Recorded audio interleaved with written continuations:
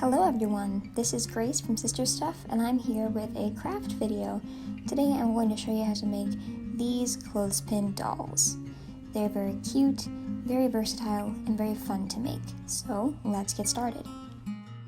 The materials you will need are some wooden beads, some doll pins or doll clothespins, yarn of any color you want. I chose more natural colors, but you can choose any color that you'd like.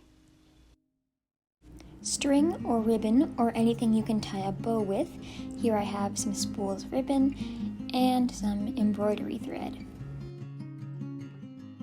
Very importantly, you will need fabric. You can use any kind of fabric you want, so get creative with the patterns and colors you choose. Now for the fun part. Little trinkets and tidbits, buttons and beads. You can get really creative with this, it just is accessories for your doll. Then you're going to need scissors. I just have my pair of fabric scissors here. You will also need a pen or pencil or something to write on your fabric. You'll need a hot glue gun or the glue of your choice, like wood glue. My hot glue gun is very messy, but that's alright. You'll need something round, like this dirty paint palette. And optionally, you'll need paintbrushes and paint. To begin, I'm going to glue the doll's head, which is the bead, to the body, which is the clothespin. So I'll squirt some hot glue right into that center hole and then stick it on top of the clothespin. Some hot glue might show like mine did because I didn't do a perfect job, but it won't be noticeable in the end. And here I'm going to glue the second one. I decided I wanted to give one of the dolls a different skin tone, so I whipped up some brown paint.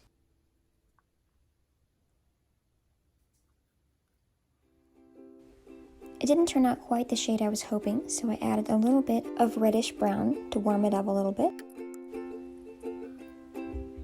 That's more of the color I was looking for.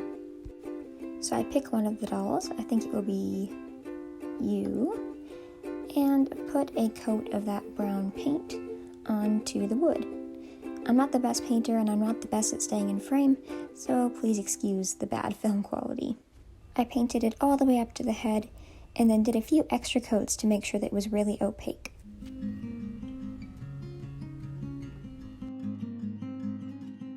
For the other doll, I decided to use some of the leftover paint from the first to give her freckles. They ended up quite cartoony and a little big, but I think they look cute. I also tried with a smaller needle to make more lifelike freckles, and that worked out well, so you can decide how you want to do it, or if you even want freckles in the first place. It's all up to you. Okay, now for our tricky part. You're going to want to find something that is the length you'd like your doll's hair to be, then wrap your yarn around the object. I used a journal many times. I'm not sure of the exact number of wraps for perfect hair, but I wrap my yarn about 14 times, so you can see what works for you.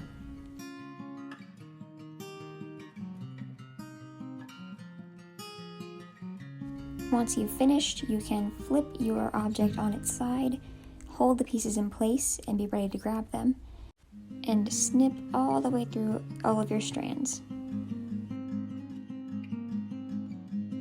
And that is step 1 of your doll's hair complete. You want to try to keep it like that, not tangled or unorganized.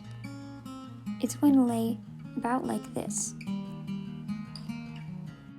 Then I will wrap the other doll's hair. If your yarn is stretchy and elasticy like this one, you might not want to pull too tight, otherwise your length might end up being shorter in the end than you originally intended. Oh, look, a knot. How lovely. I don't know what I'm going to do about that. Hi, Molly. I'm trying to undo a knot. Yeah. You talking to the camera? Talking to the bird? I know. Come here. I know. That's my girl. Okay, I'm back and we're not free.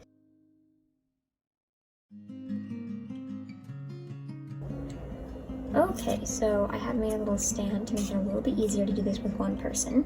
What you're going to do is stay there, okay. What you're going to do is make sure that your hair is all lined up straight. See how they're kind of overlapping? You're going to straighten it out, and you're just going to do a stripe right down to the back of the head like that. Okay, now that was a scary part, but it's also fun, so don't panic. And lay it down right on top, and then in the back you're going to take and fold it down and over like that. So her hair is a little bit crazy at the front, but you can just kind of check all those loose pieces if there's any. I have loose pieces that didn't actually stick, so I'm going to leave those out. And there you go. And that is the most stressful part, I'd say.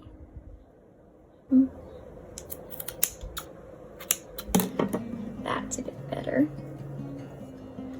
And there you go. You don't have to leave it this long, but it does make it nice for doing hairstyles. Oh, did I just run out of hot glue? No.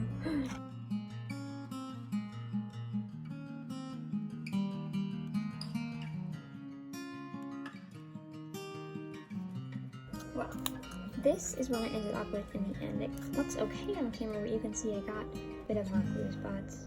So it just takes some practice, but she still looks very beautiful.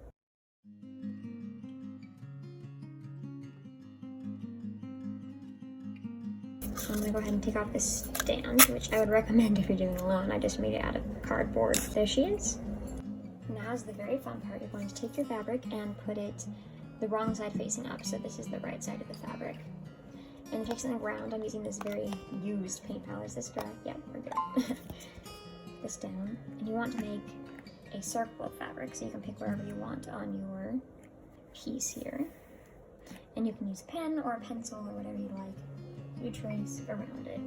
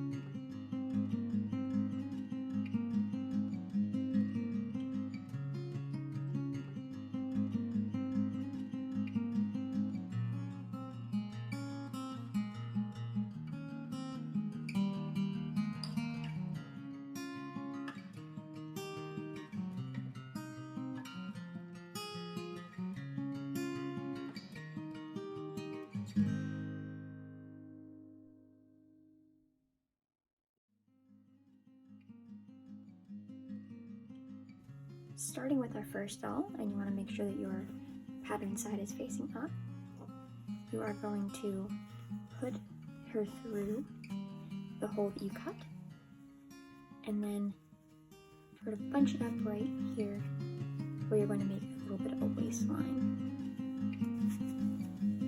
And then you're going to take your string / ribbon of choice. So here I have this shiny white stuff, and I'm going to get a good sized piece of it.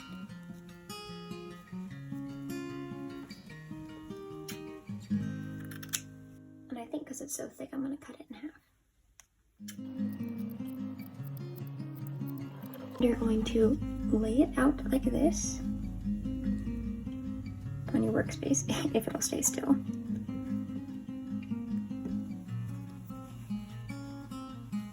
Lay her there.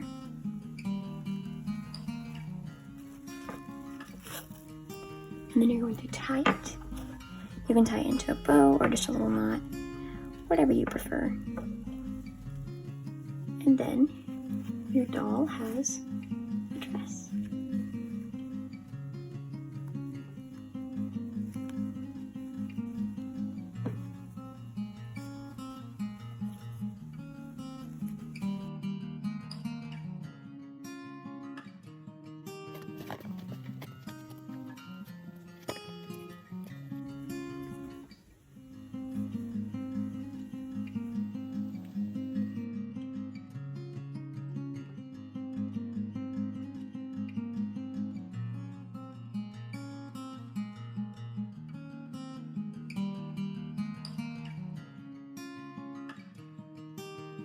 I've picked out 2 little accessories for the dolls.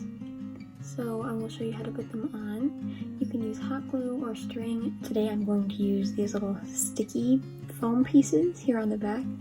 I just stuck one on each, and then you can just pop them in their hair. The hot glue is a little bit more permanent, so that's why I opted for these. But then she has a cute little accessory in her hair. And doll number 2.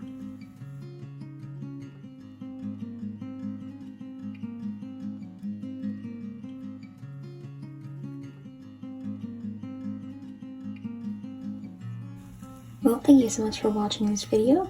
I hope you got some inspiration to make a doll of your own. And if you do, tell me if you have any cool ideas for new ways to customize them. It's really fun and really versatile.